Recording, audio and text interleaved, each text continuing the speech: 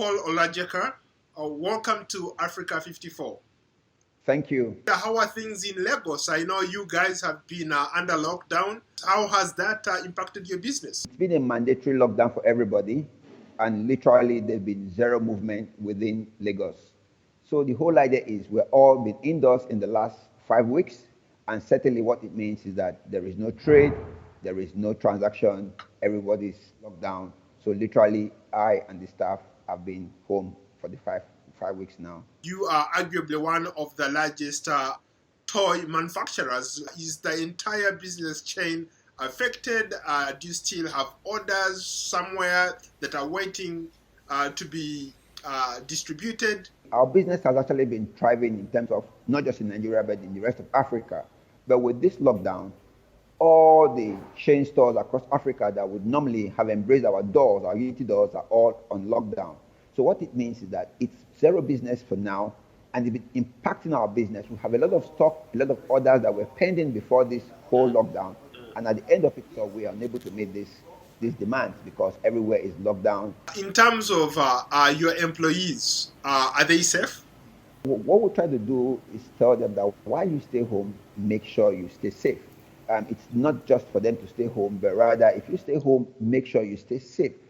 Don't entertain guests, don't entertain visitors. This is not the time to embrace your relatives. Everyone should stay safe. When I visited you in Lagos, you took me around your workplace.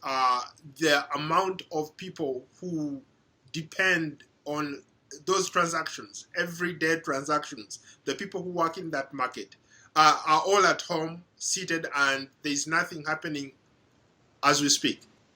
Certainly nothing is happening. Even the worst hit are those who actually earn daily income to stay and keep their families afloat. These people, like you see in Idumota, those women selling the food, the drinks, those people carrying people's wares when they buy them, all these people have been daily wage earners, and every one of them are hard hit. And that's why the government is having a lot of challenge in terms of relaxing the lockdown so that people like this would come. There's been a lot of agitation, people staying at home, being hungry, not having anything, no income. So it's been a delicate balance for the government on how to handle this and at the same time keep people peaceful and not agitating as they've been doing the last couple of weeks. I know for a lot of employers, especially here in America, people are losing jobs left and right because of the lockdown. Since you're an employer, are you able to keep all these employees?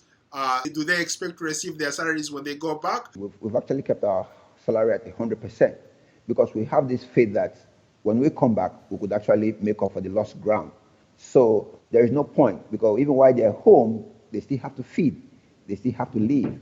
So for me, I make sure that they earn their full salary. I brought up a very good point. A lot of our communities, especially in Africa or in Nigeria where you are, we are very sociable people.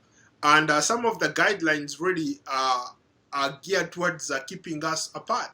Even if, let's say, business was to reopen, how can the social distancing guidelines apply in a place where you work?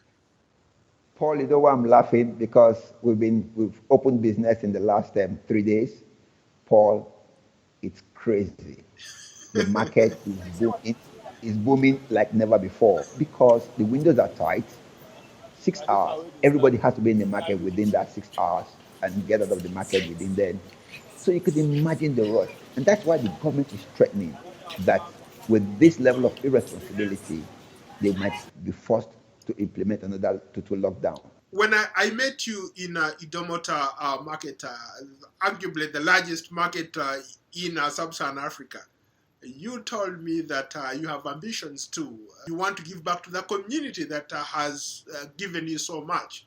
What did you mean exactly? What it means is that I'm actually putting myself up for a political office, and next year, 2021, I'll be running for the governorship of Anambra State.